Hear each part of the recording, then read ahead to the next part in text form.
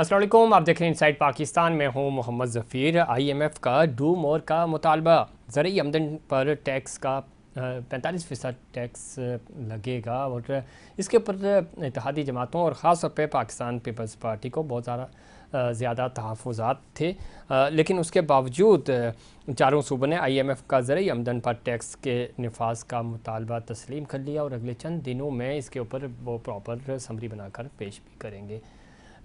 IMF के मुतालबात day by day सख्त होते जा रहे हैं और प्राइम मिनिस्टर बार बार ये कह रहे हैं कि हमारी कोशिश होगी ये आखिरी हमारा प्रोग्राम हो IMF के साथ है और अल्लाह करे कि ऐसा ही हो। लेकिन ये जिस तेज़ी के साथ है और जिस तरह टैक्सेस में इजाफा हो रहा है, चीज़ें बेहतरी की तरफ कैसे जाएंगी और कैसे जो किसान हैं, ज़राअत चूँकि पाकिस्तान की सबसे बड़ा ये एक सेक्टर है और इसके ऊपर 70% हमारी आबादी जो है वो गाँव देहातों पे मुश्तमिल है। लाइफ स्टॉक हो गया, ज़राअत हो गया, इसके ऊपर इस तरह टैक्स लगेगा तो ये बड़ा इसका इम्पैक्ट बहुत ख़तरनाक होगा। लेकिन क्या प्रोटेक्शन साइड इस तरह बढ़ेगी और चीज़ें उनको रिलीफ भी कोई इस तरह का मिलेगा, ये बड़ी दिलचस्प बहस है। और इसके ऊपर पाकिस्तान पीपल्स पार्टी की तरफ से बहुत ज़्यादा तहफ़्फ़ुज़ात थे और वो इस हक़ में नहीं थे कि ज़रूरी आमदनी के ऊपर इतना ज़्यादा टैक्स लगाया जाए। इससे पहले छूट होती थी इसके ऊपर, और इससे पहले पाकिस्तान तहरीक इंसाफ की दौरे हुकूमत में लाइफ स्टॉक के ऊपर बड़ा ज़ोर दिया गया था, अच्छा इनिशिएटिव लिया गया था। माजी की हुकूमतें भी ये सब करती रहीं, लेकिन जो चूँकि IMF डे बाई डे उनके जो मुतालबात हैं वो बढ़ते जा रहे हैं और वो किसी भी ऐसी चीज़ को नहीं छोड़ रहे जहाँ से उनको लगता है कि टैक्स कलेक्शन की जा सकती हैं या पाकिस्तान की जो टैक्स कलेक्शन है हुकूमत की वो बेहतर है, तो वो उन एरियाज़ को वो कर रहे हैं। इससे पहले होम्योपैथिक मेडिसिन के ऊपर टैक्स नहीं था तो उनके ऊपर भी टैक्स लगाया गया। तो ये कोई भी सेक्टर ऐसा जहाँ पे माजी में हुकूमतों ने छूट दी हुई थी तो उन सारी चीज़ों को अब आहिस्ता आहिस्ता टैक्स रेट में लाया जा रहा है। लेकिन इसका इम्पैक्ट अगेन पाकिस्तान की इकॉनमी के ऊपर पड़ेगा, चूँकि प्रोडक्शन साइड इस तरह बढ़ेगी नहीं। कोई रिलीफ भी मिलना चाहिए जो छोटे बिज़नेस तबका है उसको। दूसरी तरफ वज़ीर-ए-आज़म की FBR में डिजिटलाइजेशन तमाम मनसूबे को एक छतरी तले यानी वन विंडो ऑपरेशन जिसको हम कहते हैं लाने की हिदायत की हैं। अच्छी बात है, लेकिन ये भी कैसे मुमकिन होगा, इसके ऊपर प्रॉपर एक नेटवर्किंग करनी होगी। तो क्या उस हवाले से तमाम स्टेक होल्डर्स ऑन बोर्ड हैं या नहीं, ये इम्पॉर्टेंट है। हुकूमत की मौजूदा कारकर्दगी से आसिफ अली जरदारी नाखुश दिखाई दे रहे हैं और सख्त नाला हैं इस पूरे अमल से, और वो कह रहे हैं कि जिस तरह ये हुकूमत चलाई जा रही है, और उन्होंने इशारों में ये भी बताया कि हुकूमतें बनती और गिरती कैसी हैं ये हम जानते हैं। तो ये बात कहने की ज़रूरत क्यों महसूस हुई, प्रोग्राम में आगे चल के इसके ऊपर भी बात करेंगे। और कल चूँकि सुन्नी इत्तेहाद कौंसिल की मखसूस नशिस्तों का महफूज फ़ैसला सुनाया जाएगा, ये फ़ैसला कुछ भी हो इसका इम्पैक्ट बहुत तबाकुन होगा। और जिस तरह का एक माहौल है इस वक्त, इस माहौल में ये फ़ैसला बहुत इम्पैक्ट डालेगा मौजूदा सियासी सूरत हाल पे भी और ख़ास तौर पे पार्लियामान पे। अगर ये सीटें रिवर्स हो जाती हैं जो मौजूदा हुकूमतों जो पार्टीज़ को दी गई हैं, तो उसके बाद एक कमज़ोर पोजीशन हो जाएगी ऐवान में। और अगर ये सीटें नहीं मिलती तो भी ज़ाहिर पाकिस्तान तहरीक इंसाफ और सुन्नी इत्तेहाद कौंसिल जो है वो ऑलरेडी प्रोटेस्ट कर रहे हैं। इलेक्शन कमीशन की गलतियों को तस्लीम भी किया गया, तो ज़रा कल ये फ़ैसला आएगा तो पता चलेगा। लेकिन इसके असरात जो हैं वो बहुत ही दूररस होंगे और शायद ये सारी चीज़ें होनी ही नहीं चाहिए थी, लेकिन अब ज़ाहिर हो चुका है, फ़ैसला महफूज है और कल ये फ़ैसला आ जाएगा। हुकूमती मुश्किलात में इजाफ़ा हो रहा है, इत्तेहादी नाला हैं, नाराज़ हैं, लेकिन प्राइम मिनिस्टर जो है वो अपनी कैबिनेट को इंगेज करने की कोशिश कर रहे हैं, सिंक करने की कोशिश कर रहे हैं। इसमें मज़ीद बात करेंगे। हमें ज्वाइन किया जनाब गौस मोहम्मद साहब ने, सीनियर सियासतदान है, सीनियर रहनुमा है मुस्लिम लीग नून के। गौस मोहम्मद साहब खुश आमदीद कहते हैं आपको शो में। जी शुक्रिया आपका जी, बहुत शुक्रिया। किस तरह देखते हैं सर, चूँकि प्राइम मिनिस्टर कल भी बात कर रहे थे, आज भी उन्होंने ये कहा, पिछले तकरीबन 4-5 दिन से मुसलसल बजट के वाले से भी और बजट के बाद ख़ास तौर पे IMF का जो प्रोग्राम है उसके ऊपर वो बड़ी खुल के बात भी कर रहे हैं कि अल्लाह करे कि ये आखिरी प्रोग्राम हो। लेकिन जिस तरह की सख्त शराइत आ रही हैं, मुतालबात आ रहे हैं, आप ख़ुद चूँकि ज़राअत को इस शोबे को जानते हैं, सियासत आप अवामी हलकों की करते हैं, ज़रूरी आमदनी के ऊपर इससे पहले टैक्स नहीं था, 45% टैक्स अब लगा दिया गया है जो ज़रिए आमदन होगी। IMF का ये मुतालबा था और ये मुतालबा ज़ाहिर है अब सूबों ने भी इसके ऊपर काम करना शुरू कर दिया और वो ये चारों सूबों ने IMF का ज़रिए आमदन पर टैक्स के नफाज का मुतालबा तस्लीम कर लिया है। किस तरह देखते हैं इसके ऊपर? आसिफ अली ज़रदारी साहब ने भी बड़े शदीद तहफ़्फ़ुज़ात का इजहार किया था। क्या वजह है कि पहले जिन जिन जगहों पे छूट मिली हुई थी और ये वो चीज़ें 70% आबादी आज भी हमारी गाँव देहातों पे मुश्तमिल है और वहाँ पे लाइफ स्टॉक और इन्हीं चीज़ों से घर चलाए जाते हैं, तो ये इतना ज़्यादा टैक्स बढ़ता जा रहा है, तो आप नहीं समझते कि मज़ीद हमारी प्रोडक्शन रुकेगी, इससे प्रोडक्शन बढ़ेगी नहीं?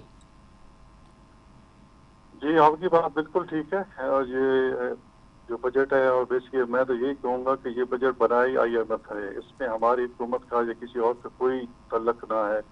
और ये साहब को आज के महीना पहले, 2 महीने पहले या 3-4 महीने पहले जानते कोई नहीं था। वो IMF के एक नुमाइंदे के तौर पे आए हैं और IMF जब लोन देता है तो वो सबसे पहले इस बात की शोटी करता है कि ऐसे इकदाम किए जाएं कि मेरे लोन की मैं जो है ना मार्कअप जो है वो मेरे वापस होना चाहिए, तो उसमें कोई कमी की गुंजाइश न रह जाए। तो ये सारा IMF उसने किया और फिर हमारी मजबूरी है। अच्छा, अब हम IMF से कैसे जंगल से कैसे निजात पा सकते हैं, उसके लिए हमें सियासी स्टेबिलिटी की जरूरत है।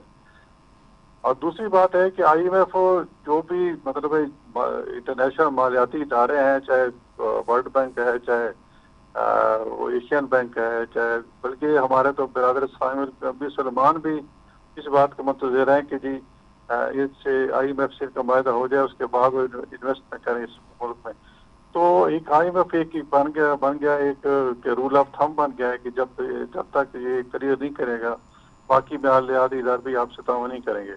तो हमें मजबूरन ये शराइत माननी पड़ रही है। और टैक्स तो ज़रूरी टैक्स लगेगा, तो ये किसान जो है पहले बिजली और उसके खादें इतनी महंगी हैं कि किसान को बहुत कोई चीज़ बचती है। अगर उस पर ये टैक्स भी लग जाएगा तो किसान डस्कर जो होगा वो काश्त करने ही मेरे ख्याल में बंद कर देगा। तो ये बहुत बड़ी एक चैलेंज है मौजूदा हुकूमत के लिए, सब तमाम सियासी पार्टी के लिए। और उसके लिए सबको इकट्ठा बैठा होगा और इस्लाह अमल बनाना होगा। आखिर पाकिस्तान के अवाम को हमने तो कुछ न कुछ रिलीफ तो दिए रखना है, और कुछ फिर बंदा तरीके से चले। जैसे अभी प्राइम मिनिस्टर साहब ने जब बिल ज्यादा आए और गर्मियाँ ज्यादा, पक्का और बिजली के बगैर तो बंदा रह नहीं सकता, तो उन्होंने ये IMF से मुज़ाकरात करके 3 महीने का रिलैक्सेशन ले लिया है कि जुलाई, अगस्त, सितंबर के जो बिल है उनमें इंक्रीमेंट नहीं होगा। तो ये अच्छी चीज़ है।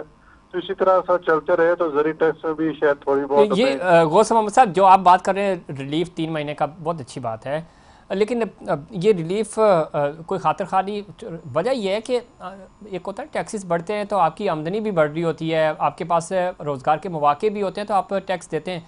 आप कभी जाना हुआ होगा यूरोप वगैरह में, और ख़ासतौर पे जब हम UK में की बात करते हैं, सबसे ज़्यादा टैक्सेस वहाँ लगते हैं और वहाँ हर चीज़ आप लीज़ पे ले रहे होते हैं, कोई चीज़ आपकी अपनी नहीं होती, लेकिन वहाँ पे आपको सहूलियत बहुत ज़्यादा मिल रही होती हैं, एक वेलफेयर सोसाइटी है। तो ये चीज़ें हमारे पास नहीं हैं। अगर एक बंदा 100 रुपये कमा रहा है और उसमें से 70, 80, 60 रुपये उसके टैक्स में कट जाते हैं, बाकी चीज़ें वो कैसे मैनेज करेगा, कॉस्टली बहुत हैं। तो यहाँ हमारे यहाँ तो ये इश्यूज़ हैं। अभी जो 45% ज़राअत पर टैक्स लगेगा, इससे पहले तो गांव देहातों में लोग इसी तरह करते थे, छोटी मोटी जो किसान थे वो अपना निज़ाम चला रहे थे, वो इतना टैक्स देने के बाद वो, जिस तरह आप शुरू में ख़ुद भी फरमा रहे थे कि वो अपना यूरिया पूरा करेंगे, वो खाद इकट्ठी करेंगे, वो फसलों के लिए कोई बीज के पैसे इकट्ठे करेंगे, वो कैसे मैनेज करेंगे? ये पॉसिबिलिटीज़ नहीं है। IMF तो अपने हिसाब से देखता है, उसको तो लग रहा है कि यहाँ से भी इस सेक्टर को भी पकड़ लिया जाए, इसको भी पकड़ लिया जाए, लेकिन जो पॉलिटिकल सेटअप है, आप जैसे जो लोग हैं, जो थिंक टैंक है, तो उनको सोचना होगा। अदरवाइज़ आपने 2-4 साल के बाद तो आपने ही इंतखाबात में जाना है, अवाम का तो बुरा हाल हो जाएगा। ये आपकी बात बिल्कुल ठीक है। हमने अपनी सियासत, हमें जितना सियासी नुकसान हुआ है पिछले 22 माह की हुकूमत में, बहुत नुकसान हुआ है, और हमने रियासत के लिए अपनी सियासत कुर्बान की है। दूसरी जो आपने बात की है ना जी, आम बंदा यही सोचता है कि जी मैं जो टैक्स देता हूँ इतना, तो मुझे उसके बदले में क्या मिला है? ना मुझे साफ पानी मिलता है, ना कोई सीवरेज का इंतजाम बेहतर है। वैसे है कि जो तरक्याती काम होते हैं तो वो गली में कोई सोलर लगा, तो इसके अलावा कोई मेगा प्रोजेक्ट होते नहीं। फिर आम बना। और मैंने देखा है कि बहुत बड़े लोग असल टैक्स अगर वो सालाना 10 लाख दे रहे हैं, सपोज मिसाल, तो जी कई जी ऐसे बंदे हैं वो 10 लाख सालाना टैक्स देते हैं, लेकिन वो जो खैरात है वो मतलब चार चार मतलब एक साल में 4-4 5-5 करोड़ की जो है वो मतलब सदका खैरात देते हैं। उसकी अब देख रहा हूँ, देखिए वजह ये है, वो समझता है कि मेरा जो पैसा है मैं टैक्स दे रहा हूँ, ये एक मेरे ऊपर लगान लग गया है, मैंने जी ये मेरा ये सही जगह पे खर्च नहीं होगा, कि ये लोग ये एस्टेब्लिशमेंट खा पी लेगी, या इससे कोई तरक्याती काम नहीं होंगे। वो खुद वेबसाइट करी करोड़ों रुपए खर्च कर देता है, ठीक है ना। अगर उसको यकीन हो कि हुकूमत वक्त जो है वो मेरा पैसा सही जगह पे लगाएगी, तो वो 4 करोड़ जो टैक्स जो है वो हुकूमत को देगा। तो इसलिए हुकूमत को अपनी क्रेडिबिलिटी को ठीक करना होगा।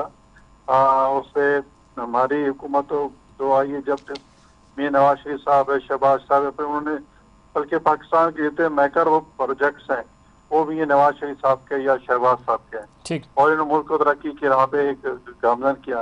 लेकिन बदकिस्मती ये कि किसी ने भी 5 साल पूरे अभी तक नहीं किए।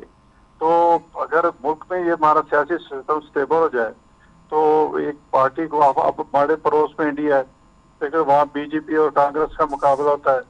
वहाँ मतलब 10 साल कांग्रेस ने की, 10 साल बीजेपी ने की, बल्कि अब तो ये 11वां साल अब बीजेपी का शुरू होगा अपने दादी के साथ। जी उसके बाद खबरें तो आ रही है कि पता नहीं कब तक चलता है, लेकिन फिलहाल तो वो चल रहा है ना। तो 10 साल कम से कम उनकी पार्टी को मिलते हैं। 10 साल बड़ा अर्सा होता है, उसमें हर पार्टी का जितना थिंक टैंक होता है उसको डिलीवर करने का मौका मिल जाता है। मसलन आप एक डैम बनाया है तो उसको बनने में 6 से 10 साल लग जाते हैं। ठीक। तो जो वेलफेयर के प्रोजेक्ट्स हैं वो जरूर करती है। हमारे यहाँ तो बाबा आदम लाल है, जो आता है अपने नए से शुरू करते हैं कि नहीं इस तरह होगा इस तरह होगा। इसलिए तो हम बार बार कहते हैं कि चार्टर ऑफ इकोनॉमी होना चाहिए, हम बना लें, और फिर उसके बाद यहाँ से कोई छोड़े दूसरा गौसमल जाके साहब, ऐड आप कर। ठीक कह रहे हैं, लेकिन ये बनाने भी नहीं दिया जा रहा है ना, और क्या एलिमेंट्स हैं वो आप बहुत अच्छे से जानते हैं। आप बहुत बेहतर समझते हैं ये सारी चीज़ों को। आप हल्के की सियासत करते हैं, लोग आप पे ट्रस्ट करते हैं ना, लोग जो आप ही के वोटर्स हैं वो आपको पैसा देते हैं कि गौसमल साहब ये पैसा फलां प्रोजेक्ट में लगा दें, हम आपको सपोर्ट कर देते हैं, आधे पैसे हम लगा देते हैं, आधे आप कर दें, हुकूमत की तरफ से कोई पॉलिसी ले आए। लोग तो काम करवाना चाहते हैं, मुखैर हजरात हमारे यहाँ बहुत हैं, जिसका आपने शुरू में बहुत भी है। जिक्र किया, जी हाँ, लेकिन उनको ये बिल्कुल। नहीं समझ आती कि हम पैसा, जिस तरह आप कह रहे हैं ना टैक्स नेट, तो हुकूमत अगर कोई मुराद रखे कि जो जितना ज़्यादा टैक्स देगा उसको हम ये सहूलत देंगे, फ़र्ज़ करें उसको हम अगर इंटरनेशनल ट्रैवल करेगा तो हम उसको ये एक्सेस देंगे, अगर वो पाकिस्तान में है तो उसको हम ये एक्सेस देंगे, तो ये एक मोटिवेशन हाँ, मिलती है। लोग रियासत के बिल्कुल। लिए फिर अपना फ़र्ज़ समझते हैं और ख़ुशी से टैक्स देने में वो पहल करेंगे। ये सारी चीज़ें यहाँ नहीं इंट्रोड्यूस कराई जाती। दुनिया भर में ये होता है कि जो अच्छा टैक्स पेयर होता है उसकी कदर की जाती है, इज़्ज़त की जाती है। हमारे यहाँ तो जो टैक्स दे रहे ना उनकी इज़्ज़त हो रही है, जो नहीं दे रहे तो उनकी तो खैर वैसे ही नहीं हो रही। हाँ, नहीं हो रही, ऐसा ही है। और हुकूमत अब जो कि ये भी जो थोड़ा बहुत इंसेंटिव दिया है कि जी आप रियल एस्टेट के जो रेट मुकर्रर किए हैं, तो उसमें या कि फाइलर के लिए 3% और दूसरे के लिए 4, नॉन फाइलर के लिए 4-5% या 6% गलबा रखा है। तो इससे तो चलो फाइलर को थोड़ा बहुत इससे फायदा पहुंचता है, लेकिन बात यह है कि टैक्स कल्चर को फरोग जहाँ देना है वहाँ लोगों के वेलफेयर के काम नजर आने चाहिए लोगों को कि हाँ यार मैं टैक्स दिया है तो मेरा फलां काम हुआ है, ठीक है ना। अब हमारे म्यूनसिपल कॉरपोरेशन है, वो हमारे से मेरे एक हॉस्पिटल है, हमारे से वो गटर का टैक्स लेते हैं, ठीक है ना। हम टैक्स देते हैं और फिर लेकिन कोई इसमें कोई सफाई नहीं है, कोई हम प्राइवेट तौर पर बंदे हायर करते हैं, उनको पैसे दे के सारे गटर शटर साफ कराते हैं। तो अगर हमें सर्विस मिले तो जितना वो मतलब टैक्स हम उसको दे उससे डबल देने को तैयार है, लेकिन लोगों को काम भी तो नजर आना चाहिए ना। और सर ये कि काम नजर नहीं आता, सही। तो काम तब नजर आएंगे कि किसी हुकूमत को चलने दिया जाए। ये जो 2-2, 3-3 साल के वज़ीर आज़मशिप है, इसमें कोई कुछ नहीं कर सकता चाहे जो भी आ जाए।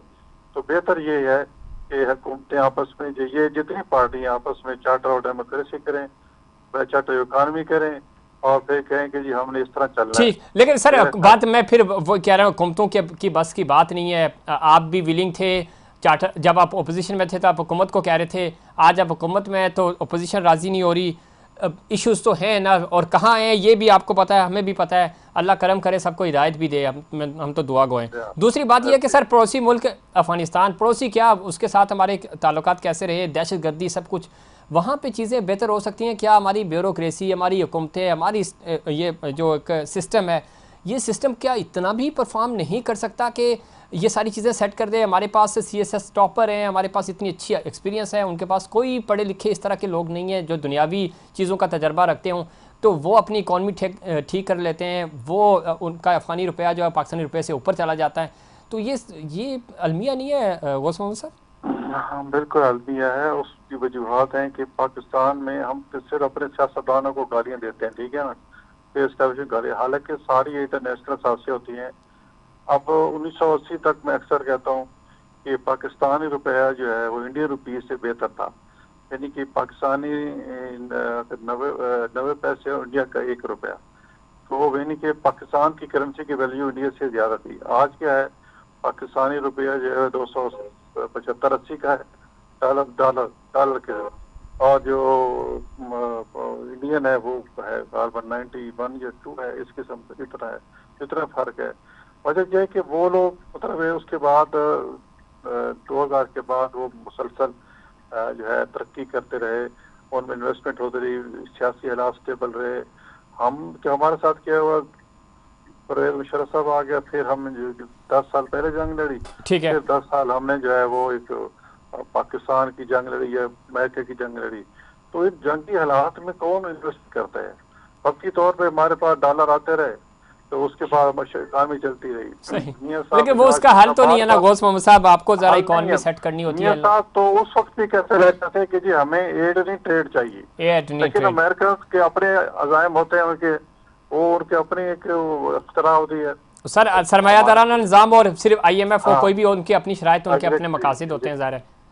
तो हमारी इस्लामती चैलेंज होती रही। बहुत शुक्रिया गौस मोहम्मद साहब प्रोग्राम में वक्त देने के लिए। नाज़रीन, वक्त हुआ कमर्शियल ब्रेक से वापस आएंगे तो मज़ीद इस पर डिस्कस करेंगे। कल का फैसला बहुत इंपॉर्टेंट है, पाकिस्तान की सियासत में उसके क्या असरात मुरतब होंगे और क्या हिकमत अमली बनाई जा रही है महंगाई के ऊपर, और ख़ास तौर पर जो टैक्स बढ़ते जा रहे हैं इसके ऊपर पाकिस्तान मुस्लिम पार्टी के बड़े शदीद तहफ़्फ़ुज़ात हैं, इस पर भी बात करेंगे। लेकिन उससे पहले कमर्शियल ब्रेक।